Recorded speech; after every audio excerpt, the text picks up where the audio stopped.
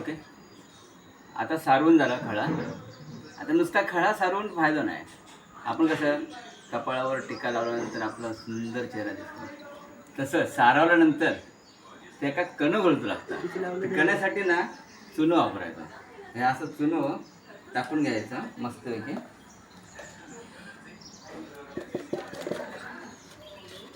मस्तपैकी त्याका असं कालवून घ्यायचा, गदळवून घ्यायचा, गदळवायचा.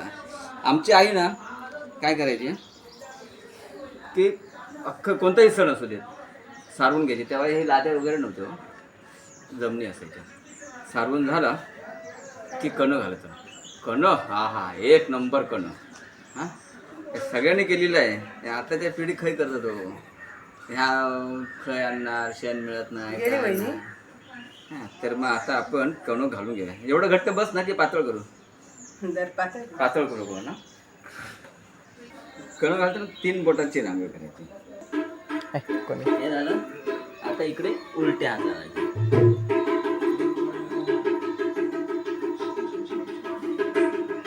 ही कण्याची मजाच काय आवड आहे.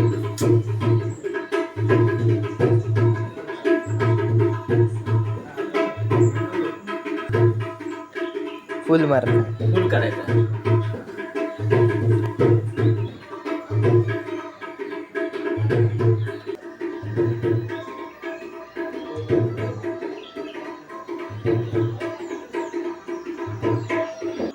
आता हे कॉर्नरला ना हे बघ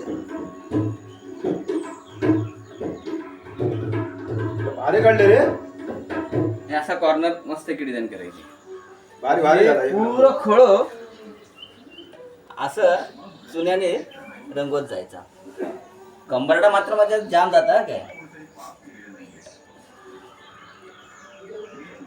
मी रांगोळी मारता येते. काय मारू. कामट्या काढूया. आडण तेडण मारूच असत ना, तो नाही लावलंच तरी चालत ना. नव्या पिढीचे नवीन उमेदवार. हा हे नाही मी काढलेलं आहे. होय.